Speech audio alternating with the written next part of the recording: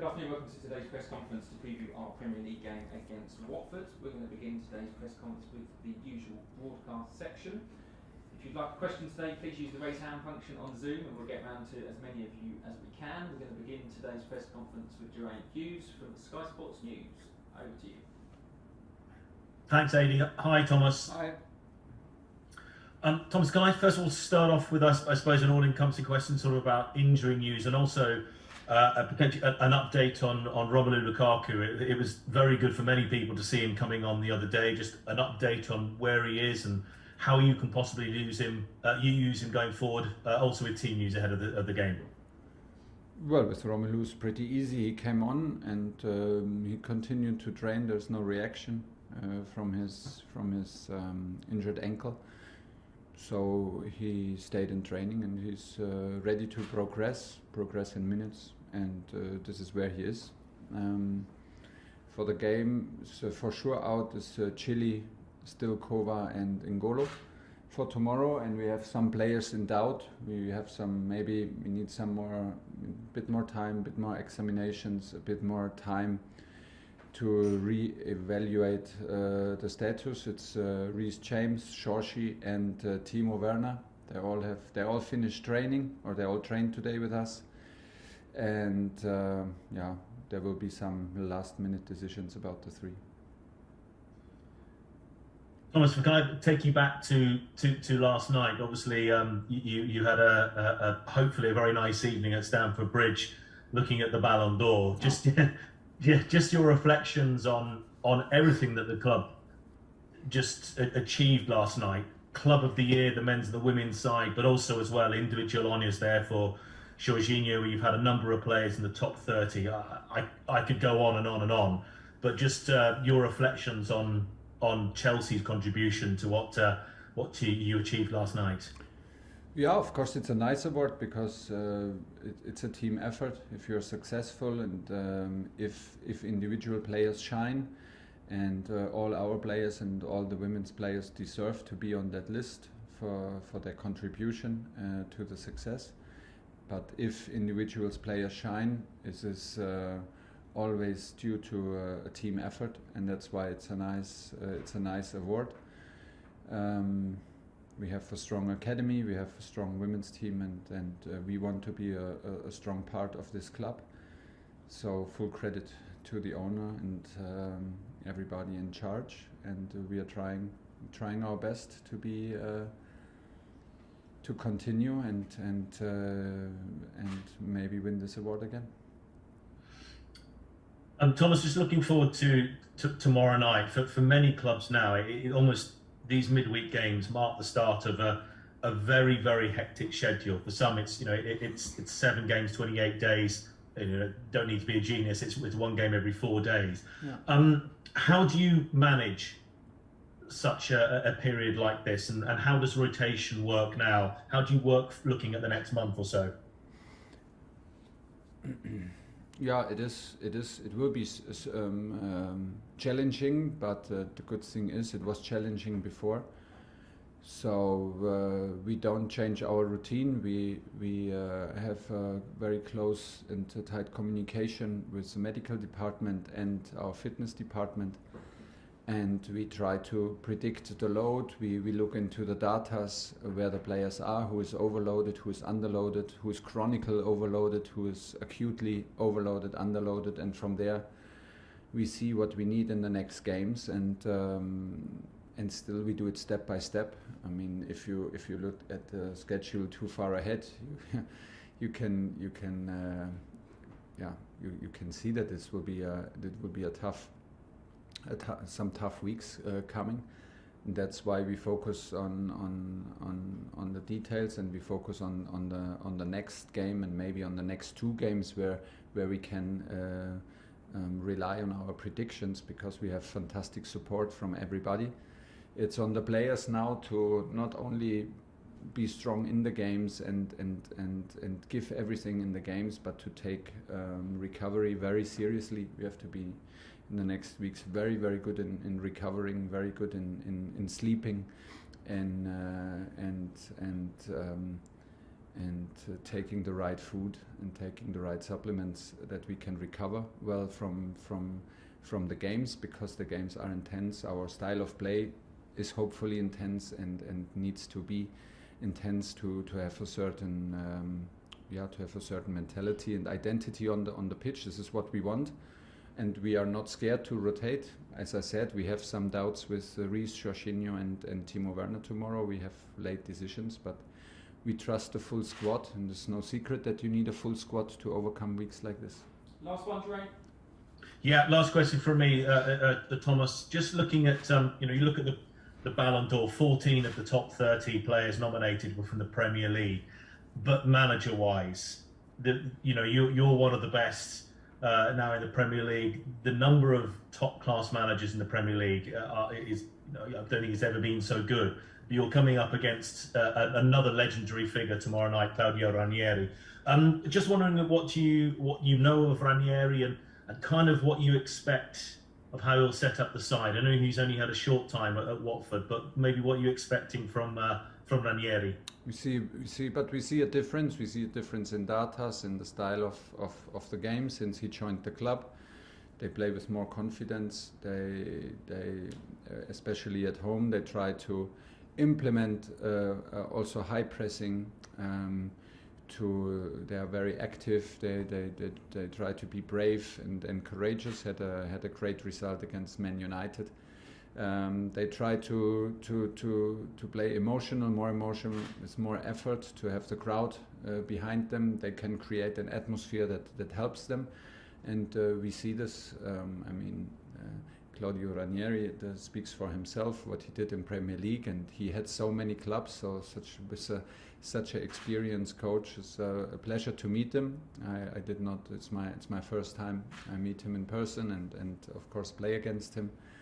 And we will do our best to be able to get the 3 points tomorrow. This is the aim. Declan McCarthy, TalkSport. Good afternoon, Thomas. I suppose I can say congratulations with all the names you had on the list last night from the Ballon d'Or. I just wanted to ask, there are various ages, various standings in the squad, whether they're young players, old players.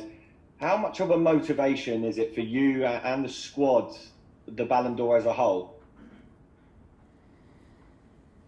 For me personally, not so much, because I have huge doubts about individual awards in this game, because the game is very complex. It's related to a lot of luck, and it's a team effort. You can not one single player can win a match of football. It's simply not possible, and that's why I'm happy when I have the chance to work in a club where we have so many nominees, where we have such a strong academy, a strong women's team.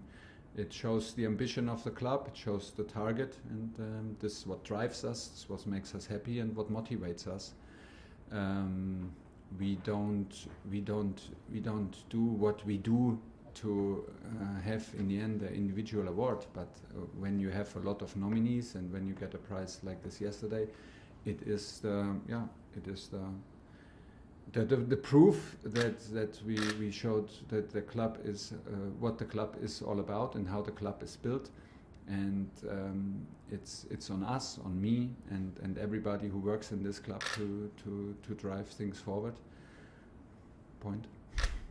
And of course, football's all about opinions, Thomas. Were you expecting Robert Lewandowski to come out as the number one last night? Oh, I take my right to not have an opinion on this one. We had ourselves a player who won all major trophies and was hugely involved, so it would have not been a surprise if he lifted the trophy. But listen, it was a choice, and I think it's election, and when it's elected you have to take it, and if you like it or not, you accept it, and life goes on pretty easy after yesterday evening. George Cummings, 5 Live. Thanks, Adrian. Thomas, hello. I mean, I know you might not comment on Jorginho not winning it, but surely his Chelsea teammates are surprised. I mean, what more did he have to do? He won the Euros, the Champions League. Were the Chelsea players surprised he didn't have that trophy in his hands this morning? My players were surprised that Lewandowski didn't win last year, so there are some surprises in it. But like I said, it's a selection and it's an election, and in the end, we come from sports. We accept and go on. Can I just ask you about the Club World Cup in February? I mean, how much is that going to impact your season? Where it is? What do you make of it? How strong are you going to go? Because I also know you've got possibly Ziyech and Mendy out too. I just wondered if you've got any thoughts on that being played in February and the impact that can have in your title challenge. Yeah, but as I understand it, they will both be back. Even if they play the final, they will both be in Abu Dhabi, I guess, or wherever it's going to be played. But listen, this is in February. We are now like close to be in December. There's still December and January to play. So I can tell you, I don't break my head at all about World Cup. This is 0% in my head. My focus is on Watford, in the selection, in the rotation. My head is also like what we did against Man United in the preparation for this game. And of course we look a bit up front, because now we have an evening game, and on Saturday again we have away game, but 12:30. So we need to be aware of the time, of the lack of time of recovery that we have in between. And this is what we do, but there are zero focus on World Cup right now. Hi Thomas. Hi. I just want to ask a quick question on your left wing back options, with Ben Chilwell out until the new year, as far as we know. Yeah. Marcus Alonso hasn't played very much, as you said after the game against Man United. Do you think you have enough cover in your squad currently to sort of fill that Ben Chilwell gap? Yeah. Yes, we have. First of all, we have Marcos, who started the season for us when Chile was in a bit of trouble, and then in a bit of a more difficult moment for him. So we trust him. We won Premier League games. Marcos is very experienced, and I think it's even a situation when nobody is injured, where you have like two specialists for one position. Both of them play for their international teams, where you can end up sometimes in very difficult decisions, and it can be very, very hard for one of them, because they are, in my opinion, they compete for one single position. It's the left wing back position, and suddenly if one has a longer injury like Ben now, it can suddenly seem that we don't have enough. If you look at the schedule and think like, oh, does Marcos have now to play, I don't know, eight matches every 3 days? Is that possible? Maybe not. So I think we still have Callum, who can play on the left side as a wing back, and we have some other ideas where we can maybe try, maybe have to try. Let's see. But first of all, Marcos is the one in charge. He's the specialist, and he will prove how much he can bring to the team and what impact he can have for us. And the one criticism, I think, of the game on Sunday against Man United, and I think the only real criticism this season has been our attacking players being more clinical in front of goal. Yeah. Do you think, I'm sure you won't care who puts the ball in the back of the net, whether that's your wing backs, whether that's your defenders, but do you think your attacking players need to contribute a little bit more, or need to be more clinical in front of goal? I think they try hard. Their contribution to our style of game, the contribution to the high pressing is immense. Can see this in every game live, but we can see it also in the data after the matches. So we should maybe take in account that when they arrive with the chances, maybe they don't arrive like fully relaxed. Sometimes they breathe hard when they arrive, and maybe that costs us a bit of precision sometimes. But we scored many goals before. In this game, I agree, we had a bit of similar game in terms of chances and of course result against Burnley at home. So yeah, it's also a good sign when we are not happy, when we draw against Man United, when we have the feeling and the deserved feeling that we should deserve more, and we trust them. They have the quality to score for us. It's on us to bring them in positions from where it's possible for them to score, and to do this as often as possible, and maybe more often if it's a moment where they find it a bit harder. But we need to create chances, because they have the quality, and I know that they absolutely want. And still, like I said, they have a huge impact into our defensive game and the high pressing, and that's why in general we are absolutely happy and calm. Okay, that's the end of the broadcast section. If you would like